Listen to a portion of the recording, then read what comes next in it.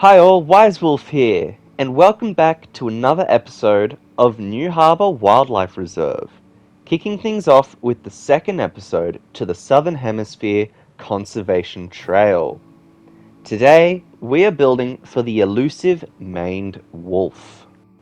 Despite its name, Chrysocyon brachyurus, or the maned wolf, are not a subspecies of wolf.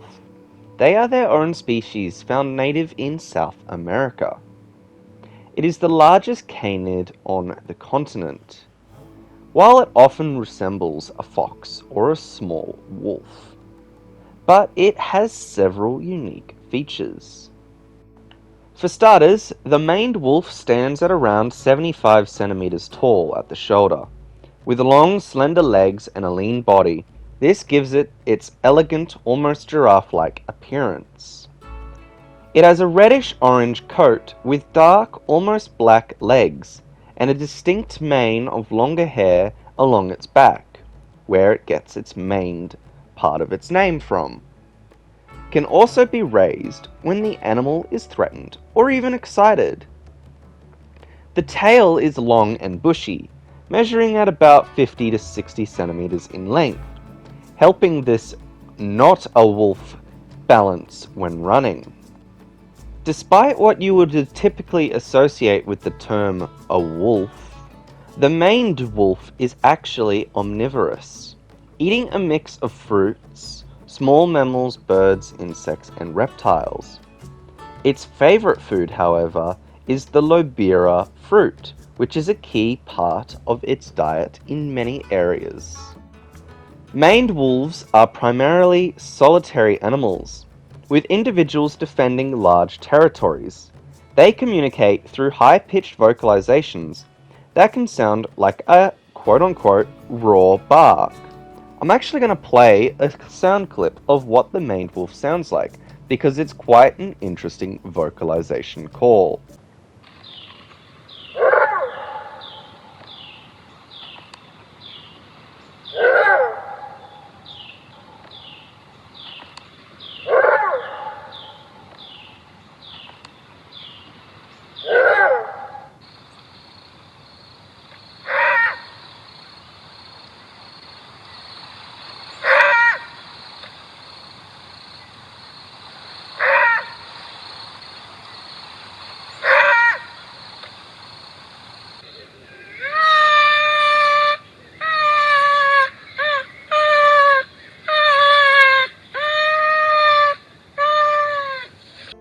So as you would have just heard, maned wolves have a very large variety of calls they can make, and it's honestly the cutest sound in the animal kingdom, but that's just biased opinion.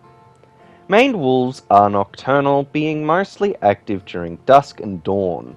It uses its long legs to navigate tall grasses and dense vegetation in search of food. Speaking of, they are found across parts of South America. They live in the countries like Brazil, Argentina, Paraguay, and Bolivia, and they prefer open grasslands, savannas, and scattered forests, usually in areas with tall grasses and some cover for hunting. Maned wolves aren't just a cute and cuddly face. They also play a crucial environmental role in their habitat. Their diet and feeding with the omnivorous traits make it a generalist in terms of their diet.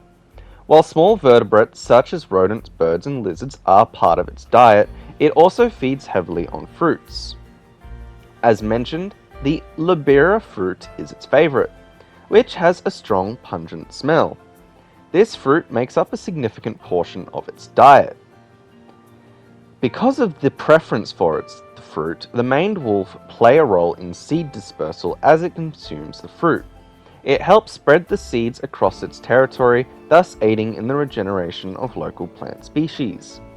This has important ecological consequences, especially in the savanna and grassland ecosystems where it lives.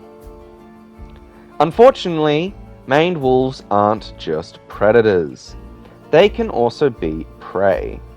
While they primarily are a solitary hunter, maned wolves can also be preyed upon by larger carnivores, and even humans. Natural predators include jaguars, pumas, and larger birds of prey. For this reason, the jaguars are on the opposite side of the Southern Hemisphere Conservation Trail. With terms of birds of prey, it is especially when they venture into open areas. However, one good thing is its long legs and quick movements often help it to escape the danger, often by rather running than fighting. The reproductive habits of the maned wolf are quite interesting, as they typically mate only once a year during the rainy season when food is abundant. They form monogamous pairs, with males playing an active role in caring for their young, which is uncommon in many canid species. The gestation period often lasts around 60 to 65 days, with the female giving birth to 1 to 6 pups in a den. These pups are sadly born blind and rely entirely on their mother for the first few weeks. As they grow, both parents help raise the young, teaching them how to hunt and forage, and after about 6 months, the pups begin to accompany the adults on their hunts. In the wild, maned wolves will typically live around 6 to 10 years. However, some can live for longer in captivity.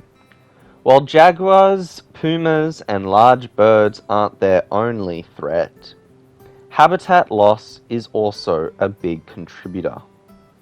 Agriculture, especially cattle ranching and crop production, lead to fragmentation and destruction of the natural grasslands and savanna ecosystems that the maned wolf relies upon. Urban expansion also poses as a significant threat, as roads and buildings disrupt their migratory routes and access to food sources.